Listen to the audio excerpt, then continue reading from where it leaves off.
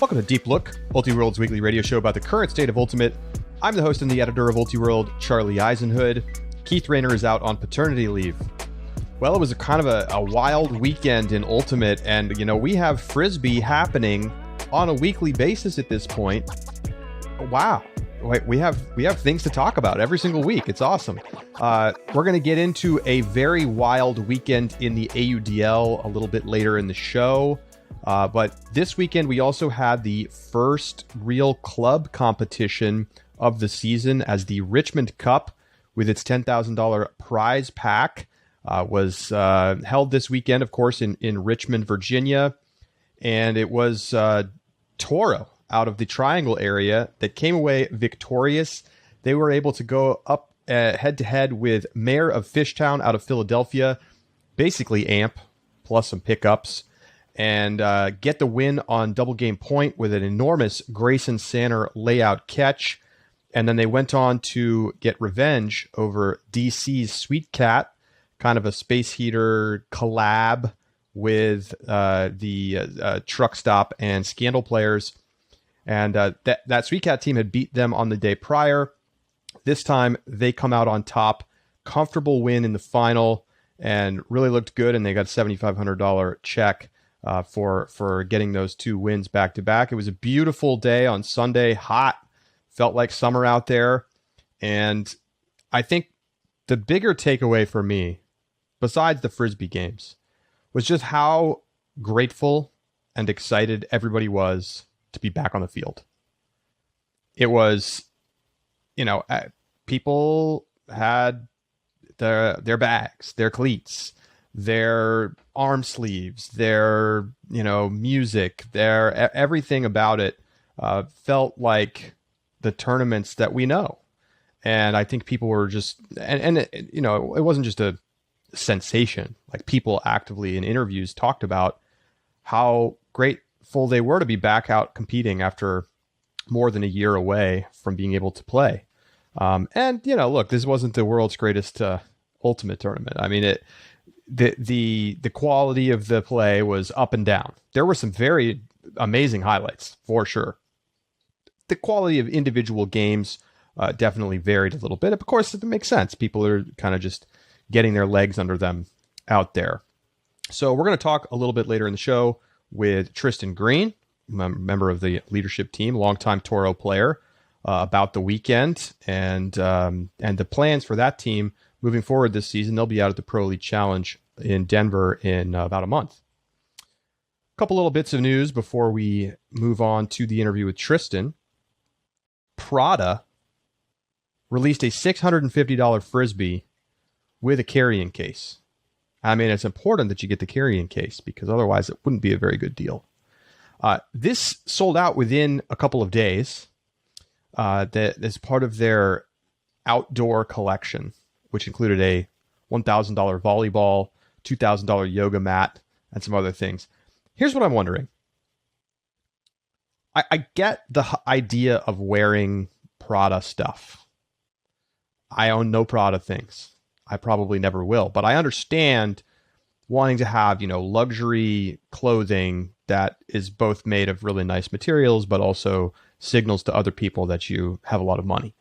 But the Prada Frisbee, I don't really get. I mean, first of all, it doesn't seem like a guarantee that it's going to be a good Frisbee.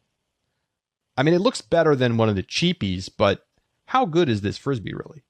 And who is like, I need to get this Prada $650 Frisbee? I mean, even people who have way more money than they know what to do with. I just don't understand how you go from like clicking around Prada, thinking about what, stuff you're going to get. And then you come across the Frisbee and you're like, this is what I'm going to put into my shopping cart.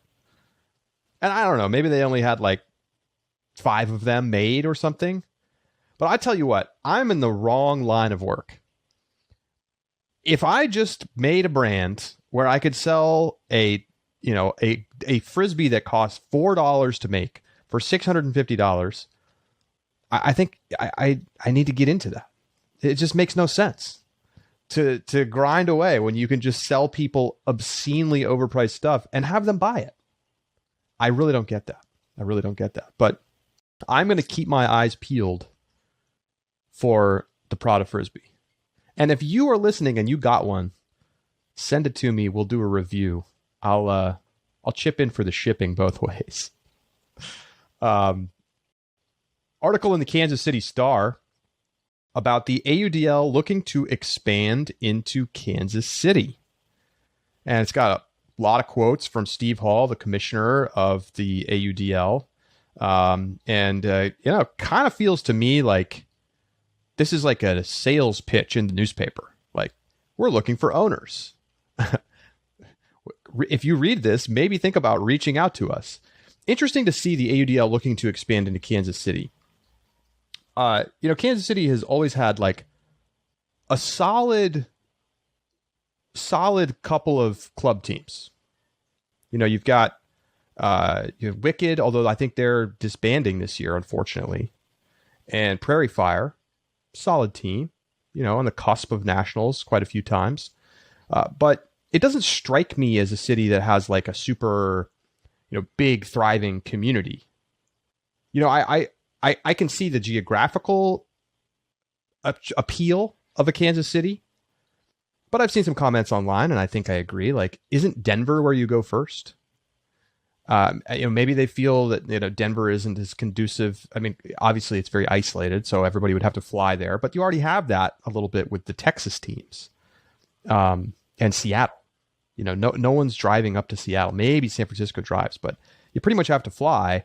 So if you add Denver, is it really that bad? I mean, it's such a strong community for Ultimate. You would think that would be a more appealing spot than Kansas City, but maybe the AUDL knows something that I don't.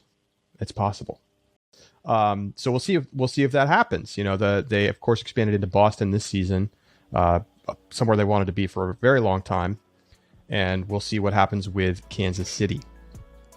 Okay, let's take a break. When we come back, we're going to talk with Tristan Green. You're listening to Deep Look.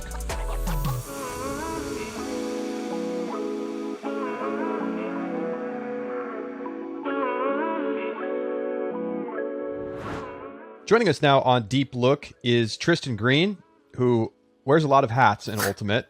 You could say that. He's the executive director of Triangle Ultimate. He's on the leadership committee for Toro out of the Triangle area. And he's also plays for the AUDL's Raleigh Flyers. And we've got a lot of, sort of a confluence of topics today to get to. So, Tristan, how are you? I'm doing pretty good. It's good that Frisbee is starting to come back and getting back out on the field.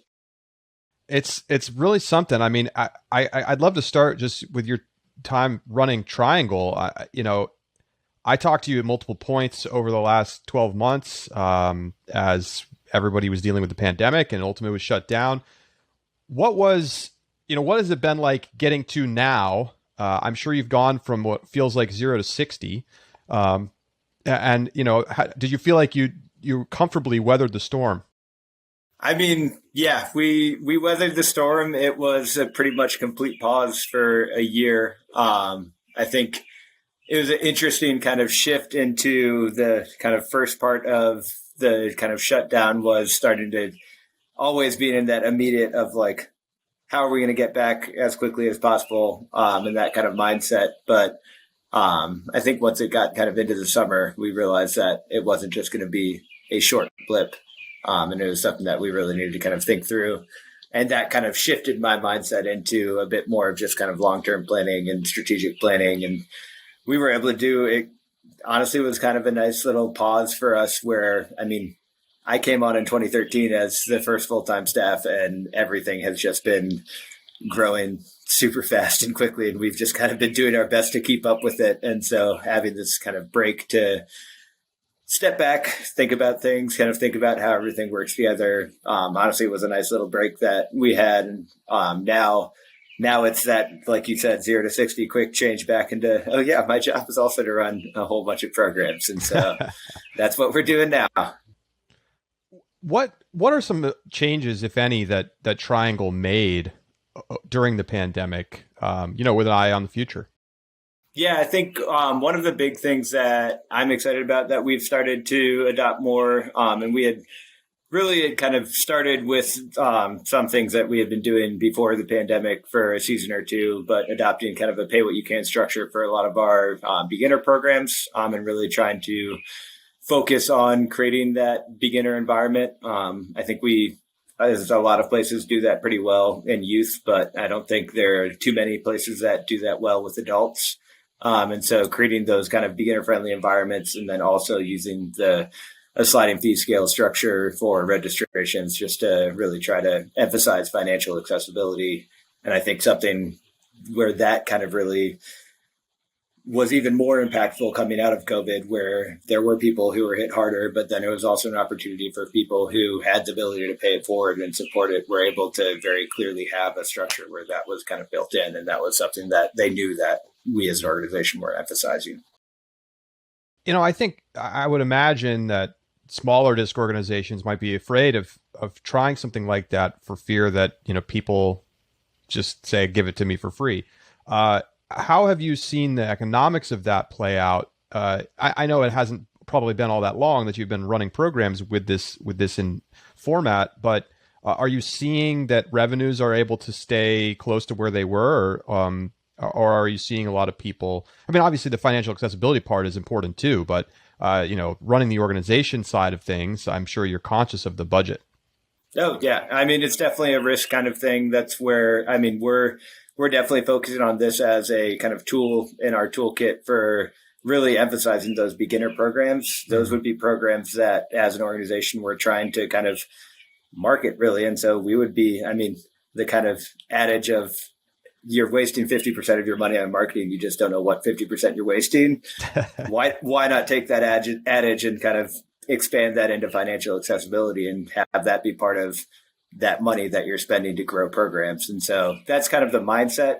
As far as the kind of reality of what's happened is it's kind of blown away expectations. I mean, this spring we did all of our modified programs using that scale, and we had our kind of price that we were asking for programs was $65, and the average participant revenue that we were getting was over that. So we had more people donating. And I think that goes to kind of the idea where it is also just a kind of tool in the toolkit, and it's not going to solve things, and it's not going to change things right away. And the change is going to be kind of a long-term change, but hopefully this is kind of just one part of how we kind of grow as a community can help with that. And I think the current kind of folks that we have in our community, I think there's a lot of built up kind of support and trust in the community for the organization. And so that's something where if it's a brand new organization, that trust might not be built up, but that's something that I think we've been around for a long time, and we've spent a lot of energy into building those kind of relationships with the community. And so I think it's reciprocated when we do programs like this. One thing I've seen in the Triangle that I haven't seen other places, and I'm maybe it exists elsewhere, I just haven't seen it, but you have corporate leagues. So you got like Deloitte out there playing against, the UNC faculty. Like, this is a crazy thing to me. How did this get started? All right. So Corporate League was actually the brainchild of Jason Parker, who was the board chair of Triangle Ultimate back in 2013 when I was hired. And that's something where it's turned into a really impactful program for us. I mean, we're part of the Triangle is the Research Triangle Park. So that's where a lot of big companies like IBM, Cisco, SAS, Lenovo, kind of big tech companies have set up shop. I think people in the Triangle like to think of it as a Silicon Valley of the East Coast. I don't know if we're really at that point yet, but and that's something where, I mean, it's a great program model where current Ultimate players, that we have a lot of Ultimate players who are working at those kind of companies, and they're able to kind of go and ask their corporate wellness departments. A lot of the teams are able to get that kind of corporate funding for the team to play, and they have a core group of people who can kind of be the teachers on the field because they're experienced players, and they're getting their friends and coworkers out to the fields, and it kind of turns into a social outing. The kind of cool part of that is that's turned into one of our biggest drivers of getting new adult participants. And then even more so, if you look at our board of directors now, there are quite a few people on the board who started playing through Corporate League back when it started in 2013. And so that kind of created a program model that engages a new community, and then over the course of time, those community members and those new participants are able to kind of get into positions of leadership. I think that's really showing that it's kind of an impactful program, and that's something that we're trying to do more of as we go. Yeah, that's awesome. I had no idea. Like, it's the thing I think that Ultimate struggles with sometimes is that adult recruitment. Getting kids involved in middle school, high school, college. I mean, we've done we're nowhere near where we want to be, I think, but we've kind of know what we need to do in order to make those things happen. But recruiting adults to play in recreational sports leagues, I mean, yep, people play softball leagues because they have their company thing, and why can't it be Frisbee? Clearly, it can. And when we're asking new adult players sometimes to just hop into a league where they're playing against people who the equivalent is you're playing against WNBA and NBA players and you've never picked up a basketball before. Like, that's going to be a pretty hard situation to kind of step into. Some people love it and love the competition and still have that opportunity for people. But I think there's something to be said about creating that kind of beginner focused environment where, you're getting a lot of new adults out and everybody's there focusing on that new player experience. All right, well, let's talk about some on-field Frisbee stuff. You and your Toro team were at the Richmond Cup this past weekend. And the first thing I got to ask you is, you've been playing Ultimate a long time. Have you ever gotten a big-ass check at the end of an event? I can say with certainty I've never gotten a big-ass check at the end of an event. That was a pretty cool feeling. $7,500. To the victor go the spoils. What are you going to do with this money as a team? We haven't decided exactly yet. I mean, we're going to split up some of the funds to pay for the expenses of the tournament, pay back everybody who played with their team fees and hotels and those kind of things, and probably a little bit more with that. But then the remainder probably is going to be something that Toro uses for bid fees for kind of hotel season expenses. We've also had some conversations around different types of kind of initiatives we could support as far as other kind of nonprofits or charities that we could make kind of donations to. And so some sort of combination of that. And that's something that kind of with this season, this was kind of a Toro and Friends preseason kind of group that got together. Now that we're starting to get that roster for this season set, a lot of those decisions we're kind of waiting now that we finally set the roster, and it's going to be something that we try to incorporate the whole team into making those decisions. Sure. So this was amazing because, I'm going to use the team names of the teams that I sort of think are more what they were. I mean, we had a Philadelphia just and friends. Yeah. All and friends. Certainly it was not all official rosters for what we'll see in the series, but we saw Amp playing as Mayor of Fishtown. We saw Space Heater plus some Scandal and Truck friends playing as Sweet Cat. And I know those teams were, and you were the 3 seed. Toro was the 3 seed, and those teams were certainly expected to win. And then you go through and you beat them both in succession in semis and finals after losing pretty handily to Sweet Cat on Saturday.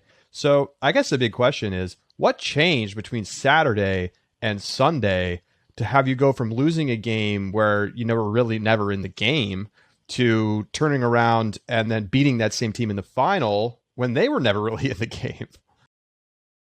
I think in my mind, it really kind of boils down to energy. I think with it being both beginning of the season, this is the first tournament that everybody's played in for at least a year. And so nobody really has any kind of chemistry built up or anything like that, or it's hard to have that. And I think with, like we're saying, they're teams plus friends. And so it's new groups of people kind of coming together. And so really kind of the strategy thing, there's only so much that you can do with that. And if you just kind of watching the games, at least from my perspective, it seemed like we just had a lot of energy and we were super excited, enjoying being out on the fields, being there with our friends. Some of the friends, we had people kind of flying back into town. And this was the first time we'd seen some of them in a year. And so just kind of enjoying that experience of playing with each other and really just kind of riding that train of energy. And that was something that I think we didn't have as much of on Saturday. And when everybody's just struggling with chemistry across the board on all teams because it's just a preseason kind of early season tournament, then I think that energy really made a big difference. Did you recruit any new players to Toro, do you think, because of the success this weekend? Not sure if we did. We did have some pickups from Ring and Phoenix. I think what I did enjoy with the pickups is I think they just kind of right away just joined in on that fun and energy and kind of building those.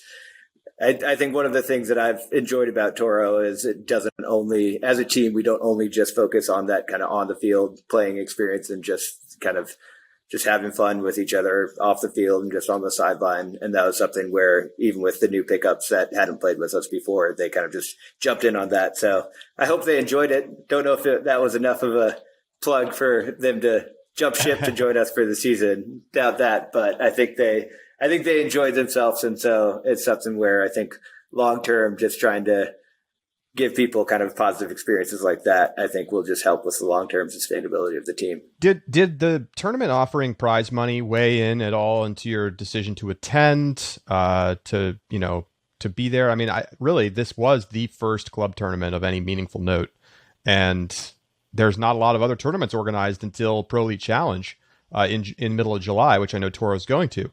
So was the prize money a factor, or was this more just like, hey, let's go play, we finally can get out there again? I think it was a bit of a factor. I think everybody was kind of a little bit wavering, especially when it was initially announced. And I don't think anybody was super gung-ho about playing. But I think as things were starting to kind of feel like they were improving, and then we started to kind of get a bit more serious about actually going and getting more interest with that. And so I think as kind of time wore on, the prize money maybe kind of helped initiate some of that spark, but then it was kind of really that comfort level and like feeling okay about playing that, especially once we kind of were getting close to the event. It was like, yep, this is what's happening. We feel good about it. And so everybody was excited about it. I got to say, from my vantage point, it was kind of like back to normal out there. I mean, the ultimate was definitely like not back to normal. It was a little sloppy, obviously. But, people had their sideline music and they were, rolling out on the foam roller, and I did not really see anybody wearing masks. Did it feel like that to you as well? Was COVID like in your mind at all this weekend? I think it did start to feel back to normal. I think, playing without masks, most people were there. I mean, they collected the vaccination information. And so that kind of collecting that information along with kind of how everything's developed, especially in really just the past kind of month and a half is when everything's changed, then kind of felt back to normal. And I was joking with everybody on the sideline. It's just kind of that natural kind of high feeling of just being in that tournament experience and kind of just being there, cracking jokes with people. Like I'd forgotten about that to a certain extent, and it felt really good to be back. That's awesome.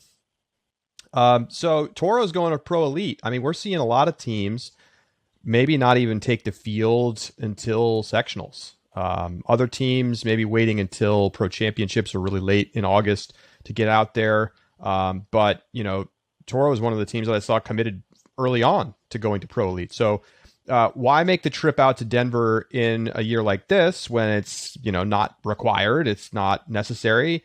What was the decision there?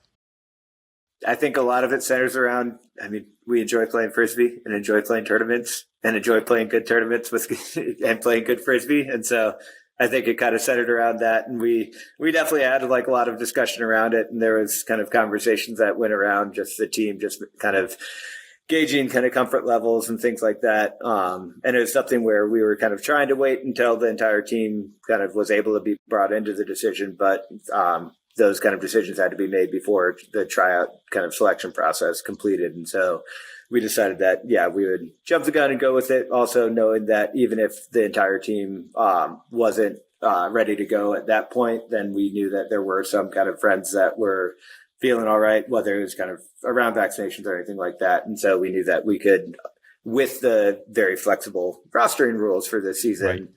Yes, it's not required, but yes, it doesn't have to be the exact Toro roster that goes. And so those kind of combined things allowed us to feel pretty all right about committing to it.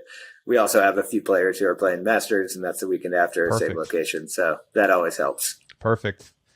Are you Masters eligible yet? You're like maybe a year or two older than Man, me. I have gone from being the young player to the old player so quickly, Charlie. Come on. No, I still got 2 years. I'm 30. You're 30. Okay, so you're a little... Yeah. Okay. Or I guess... Yeah. It makes sense. Yeah, it makes sense. Yeah. Yeah. I should know that because I recall I covered you in college, which meant I was out of college when you were still in college. So I'm just a kid, Charlie. Come on. I am almost there. I'm 32. I am ready to play Masters, and that's going to be my return to the club field. I haven't played club in like 10 years. Nice. That a funny aside on that is one of our largest leagues for this summer is Masters League. And I think there is a large contingent of, we do it just 30 and up for Masters League here. Okay. And there was a large contingent of the kind of 28, 29-year-olds who COVID came in a year off. And then, it turns out there's 30 and everybody wanted to sign up for Masters League. So that turned into one of our biggest leagues this summer. I want to be the fastest player on the field again. Yep. Okay, so let's talk about a little bit about Flyers. I know you haven't played in a game yet, but this Flyers team, everybody's talking about, I predicted the Flyers on this program to win the championship. Now, we're just 2 weeks in. I'm not going to overreact, but Raleigh is 0-2, just lost to Atlanta and then DC this past weekend. What's going on in Flyers land? Is this just pandemic rust, or should we be worried about the Flyers? So my curious question to you is, how many predictions for the AUDL season did you get right? Well, because there's been it's all been all over the place with all the teams. We're 4 for 6 on our picks against the spread, and obviously we'll have to wait till the end of the season to see how the playoff predictions play out. I think I did pretty good last year. I'm almost positive I picked New York to win over Dallas. So, all right. The track record is now solid Dallas lost enough. to Austin, so but it has been crazy. I agree. I think it's been really cool to see all of the games that there's just been such parity in the league between the teams, where it's like, yes, Raleigh's 0-2, but how many games are being decided by 1 to 2 goals? Whereas in past seasons, there were a lot fewer games, I think, that were being decided by those close margins. Yeah. So what about Raleigh? I mean, do you think this is just like teams are better and you can't have an off game? I think, everybody's playing pretty good Ultimate. I've been really surprised. I think even just kind of the strategy in the AUDL, everybody's playing a lot smarter Ultimate. I think in the past you were just seeing a lot of kind of simple, easy huck goals, and you're seeing kind of Atlanta's improving their zone and everything like that, making the game slow down. I mean, at 2-2 first quarter, I don't think anybody predicted that in the beginning of the first AUDL game for the Flyers and Atlanta. So I think that kind of has been interesting. And even looking at that, like in the Atlanta-Boston game or other games like that, I think everybody's playing a lot better Ultimate. I don't think much has changed with Raleigh, and that Raleigh is still, these just kind of continue to play their game, playing how we've been playing. And I think, we didn't have a few things go our way in those first 2 games, but if we have things go our way, I think we just need to keep on kind of sticking to the game plan. And I think things will fall our way. It's just everybody's good at Frisbee. Nobody's bad at Frisbee right now, which is pretty cool to see. Yeah. I mean, the league's competitive level seems to have risen across the board outside of Detroit. Sorry, I had to get the snipe in. So what's the biggest surprise to you from this past weekend? DC beating Raleigh, LA beating San Diego, or Austin beating Dallas? I'm going to have to go with Austin. I love seeing that. And Elliot Moore, who's a big player on Austin right now, I got the opportunity to play with him one TEP down in Columbia. He actually wasn't even planning to play with our team going down to TEP. He was just kind of down there, happened to be there, and just hopped on our team. And ended up being a huge playmaker there, which is awesome. And then to see him have the success he's having this season, it's been pretty cool to see. Yeah, that was crazy. Austin. Yeah. I mean, what a way to just silence everybody. It's wild. It is wild. But I have to say, I think they're better than people gave them credit for. They have some. I mean, like Vinay Valsaraj was a great player at Texas. I mean, like one of the best players in the South Central. It's easy to remember the players who are, who've been stars and forget that, guys come out of college and they're ready to play. Like, they're really good these days. And that seems to make a real difference. And of course, Ring and Flyers are chock full of 23, 24-year-olds that are really talented. Who do you think's the best young player on the team right now? And so you're counting me out. So I'm not a young player anymore. I'm an old man. You don't get to be a young player anymore. Sorry. Yeah. I mean, I think the obvious choice is kind of Eric Taylor is playing at another level right now, just kind of offensively, defensively, cutting, throwing.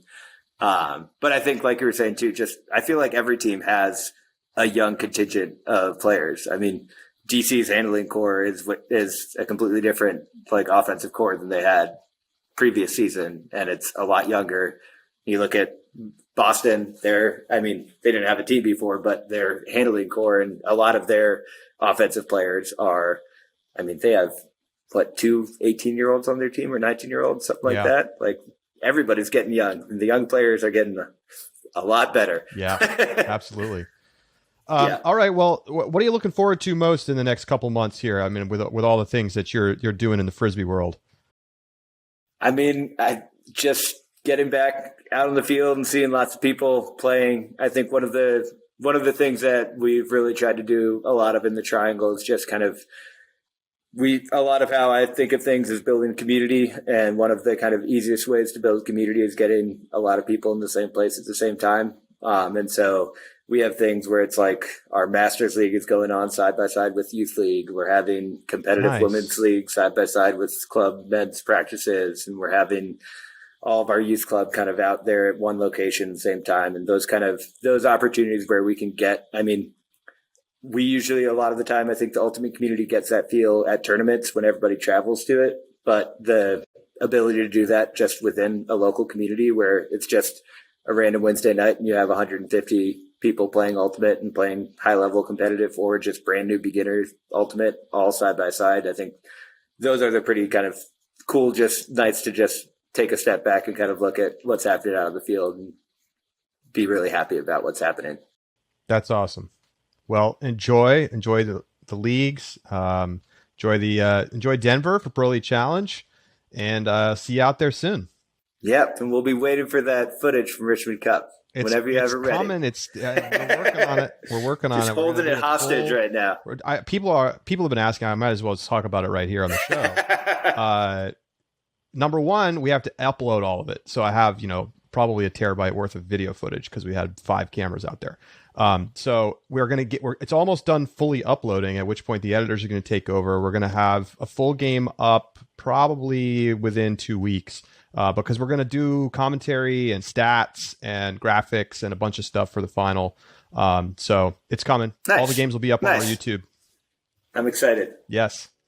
It's like, wow, we have footage to do again. Crazy. Yeah, got to get back into those routines. That's right. All right. Well, Tristan Green, thank you so much for joining us here, and we'll see you out there. Thanks, man. Thanks for having me. We'll be right back.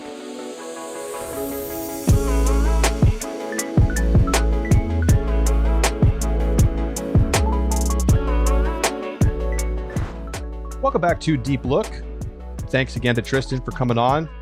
We talked for another 20 minutes off the air and had an awesome conversation about, governance of youth Ultimate and growing middle school Ultimate, the efforts that the Triangle's putting in there, what kind of the future of Ultimate Frisbee could look like, some projects they have to hire more staff, which, I think one of the things that when you talk about local sport governance and getting Ultimate into more places, having an organization that has paid staff is just clearly such an important part of that.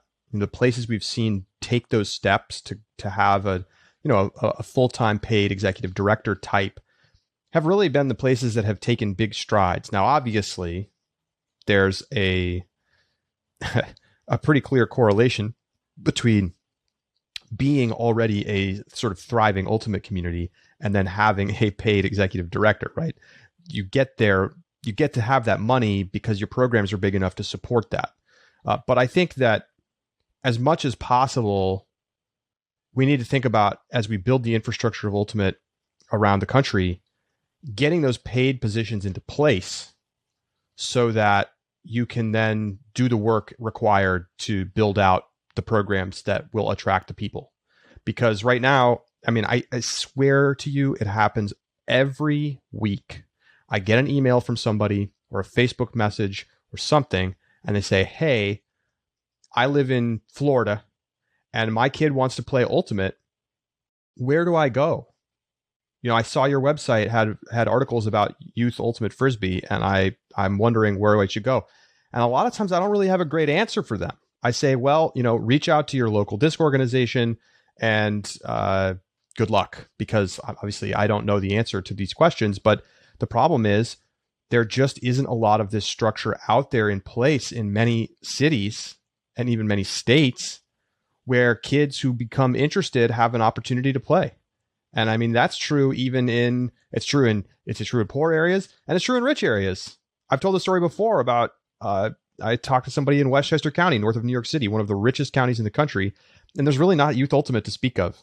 I think that's changing, but it's been hard for kids to find opportunities to play either at their high school or in local leagues, or even just like a little 6-week camp.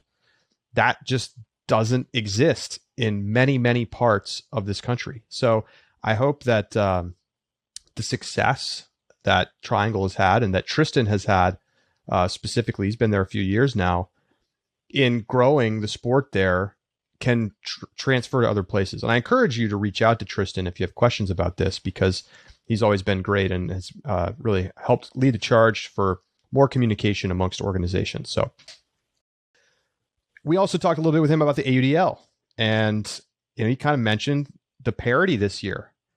And look at what happened this weekend, folks. So Dallas, 5.5-point favorite. Keith and I picked them to beat Austin on the road in Austin by 6+ goals. And not only did they not cover the spread, they didn't even win the game. Austin went out and outright beat them. Now, this is an Austin team that lost its best players to Dallas, that had players decide to leave Austin and join Dallas because they felt it was a more competitive team.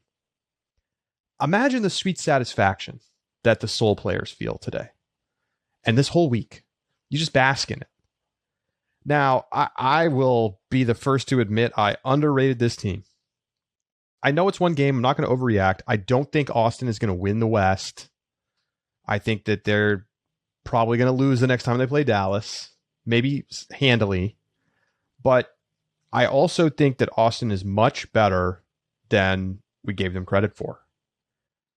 I think this Austin team showed you with this win. I mean, it was a 4-quarter win. It really was. And Elliot Moore, mentioned by Tristan in our interview, played great. Austin had scored 9 of 13 on break chances. Matt Bennett played great. Evan Swiatek was playing really well. Vinay Valsaraj, star out of the University of Texas. No surprise to see him make some big plays. Jacob Sames, led Austin in yardage and had a goal, 3 assists and a block and no turnovers. I mean, these numbers are impressive. And it's not always the case that the players that you heard about 2 or 3 years ago are still the best players. I think we need to remember that. It's basically been 2 years since we've seen the AUDL. Some players get old. Some players didn't stay in shape. Some players come out of college and have incredibly high ceilings and have been incredibly motivated. Think about the motivation of this Austin team, and they come out and they play great.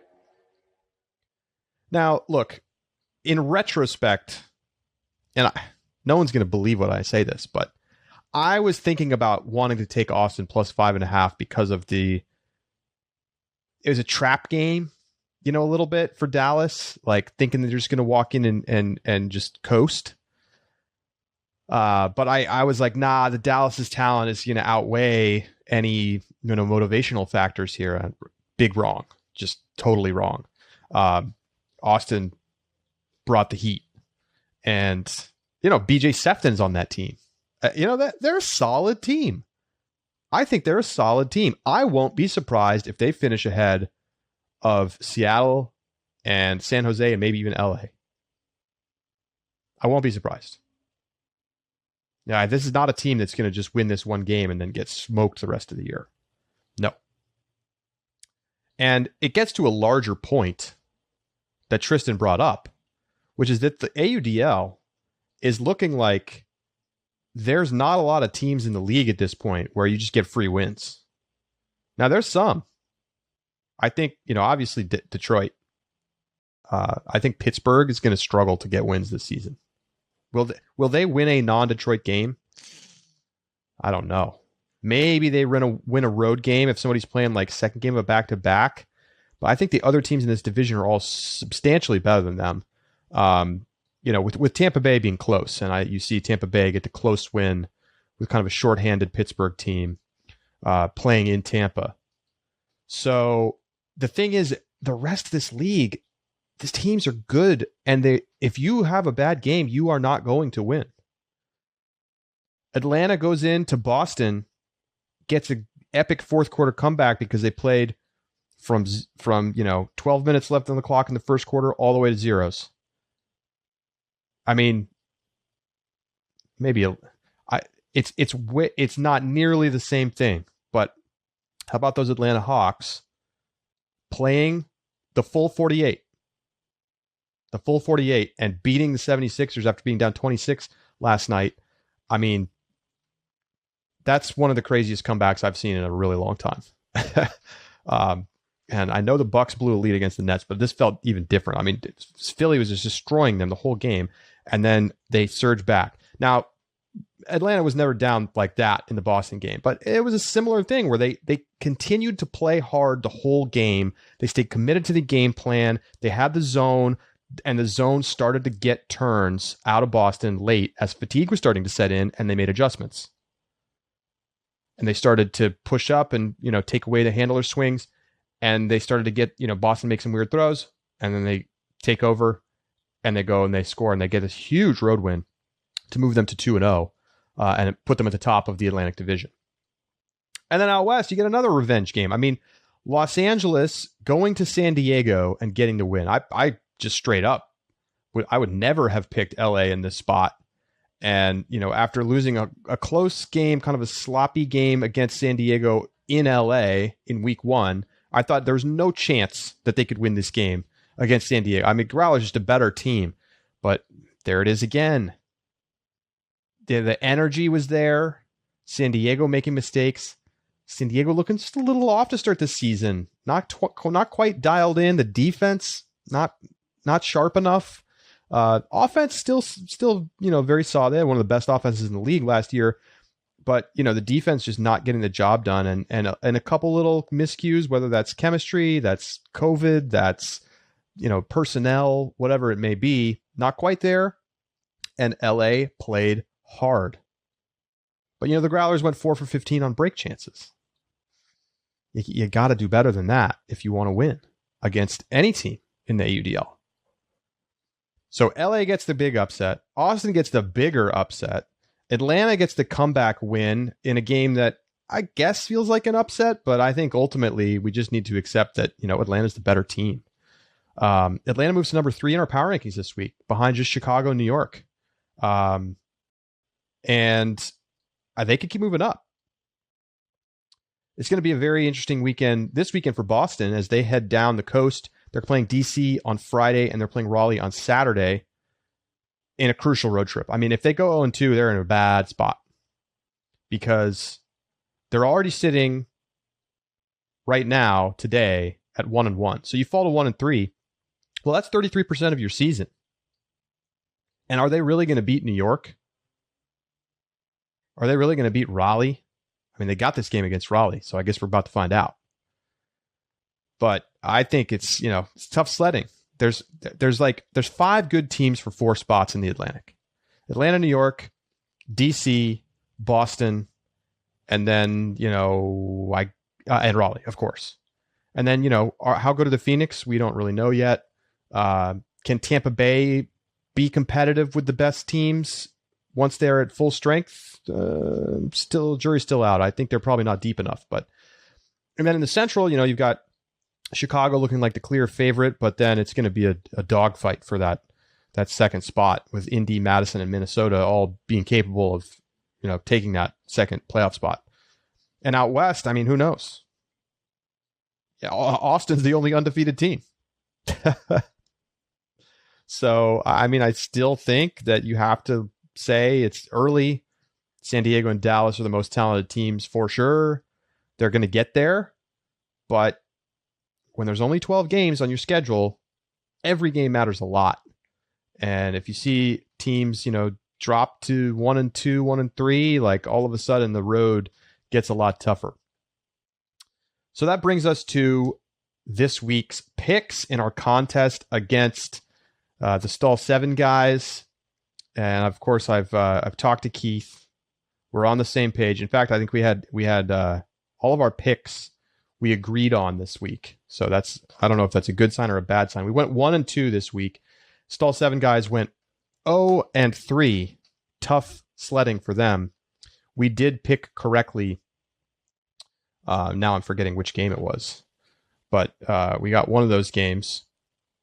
And so this week's contests, we've got Boston at DC with the Breeze as a 1.5 point favorite. We've got San Diego, 2.5 point favorites on the road against San Jose. So San Diego -2.5. And then we've got Minnesota -1.5 hosting Madison this week. So Keith and I discussed, we are taking DC in game 1, DC -1.5. Honestly, I just really like what I've seen from the Breeze so far this season. Their offense does not cough it up. They play very solid, fundamental ultimate, and they have a good game plan for their opponents. And you look at this team, they're sitting now at 2-1, and the loss came to New York in a game where they basically just lost 5 or 6 jump balls. And, credit to New York for being a more athletic and probably more talented team. But DC, I mean, they barely coughed it up in that game, and they almost got a win on the road at New York to start the year. And then, of course, they go into Raleigh, and they basically have the same kind of game.